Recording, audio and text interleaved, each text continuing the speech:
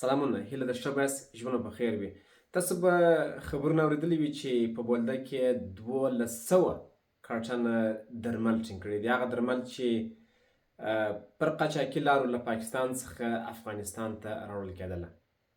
ښه خبره ده، دا ښه کار دی چې پر هر پوله پر هر کونج باندې دغسې مؤظف کسان وي او دغسې درمل چې هغه پر قاچاقي لارو راوړل کېږي راځي افغانستان ته، ځینې ښه ځینې بد یا ځینې داسې وي چې هغه لکه زهر چې موږ ته راوړل کېږي. یعنې دا لړۍ دې دوامداره سي پر هر کونج و کنار، او هغه کسان چې په دغسې قاچاقو کې لاس لري هغوی ته باید سخته سزا ورکړل سي. دغسې باید نه سي پاته. خو دا اوس د افغانستان په ګمرکونو کې په سلګونه زره کارټنه خوراکي او غیر خوراکي توکي پراته دي. دا د کندهار د ګمرک شان دي. کلونه کلونه پر تېرېږي چې درمل بند دي. ولې بند دي؟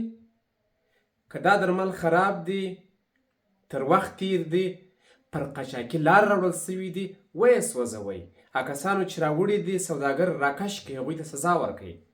او که چیرې دا شیان پر سمه لار راوړل سوي دي، د دغه اسلام قلاو، بولدکو، حیرتانو، بل پر دغه بندرونو تر غونډۍ باندې راوړل سوي دي، ستاسو ګمرک ته راغلي دي، په ګمرک کې محصول سوي دي، پر لارو هغه د محصول حساب کتاب ورسره سوی دی، خپل ټاګ نمبر و هغه ټول د هغه طی مراحل شان لري، نو بیا ولې په کلونو کلونو په ګمرک کې بند پاته دي؟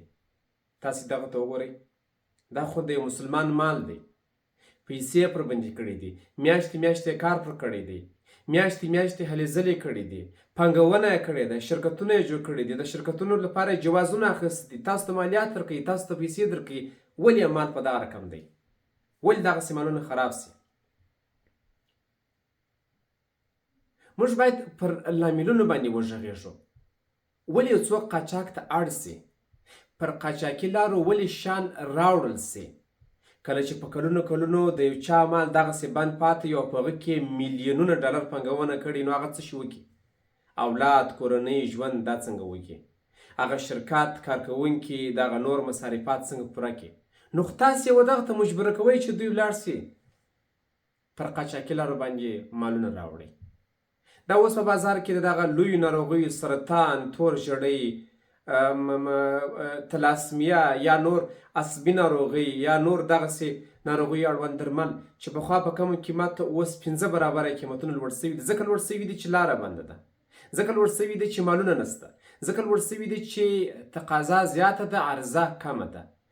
مارکیټ ته د شیانو وړاندې کول کم دي، له مارکیټ څخه د شیانو ایستل وتل د خلکو غوښتنه هغه زیاته ده. شیان خپل ورسره لوړ سوي دي. او بل په زرګونه کاټنه مال ستا پروت دی په ګمرکونو کې، دا یې حال دی.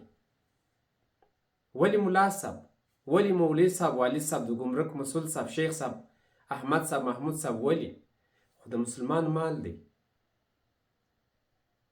که خراب دي، تر وخت تېر دي، قاچاقي مالونه دي، یا داسې دي چې تاسو تجزیه کړله، وموکتله په لابراتوار کې، تاسو ته معلومه سوه چې کمزوری شی جوړ سوی دی، ویې سوځوئ، راویې باسئ. هغه سوداګر هم رسنیو ته وښایاست چې دا پلانکی سوداګر دی، دغه سوداګر افغانستان ته دغسې زهر راوړل، دا یې موږ ته زیان پېښوی، نو ځکه دا شی موږ دا یې د ګمرک څخه راوایستی، 2000 کاټنه دی، 50000 کاټنه مال دی، موږ یې سوځوو، له منځه یې وړو.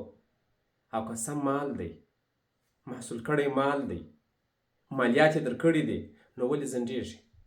هیله مې دا ده چې د مسلمانانو مالونه ونه ځنډېږي. که مو دا ځنډول، قاچاق نور هم زیاتېږي. که مو دا ونه ځنډول، ژر مو بازار ته وړاندې کړل، قیمتونه به یې هم کم سي او قاچاق به هم کم سي. مننه.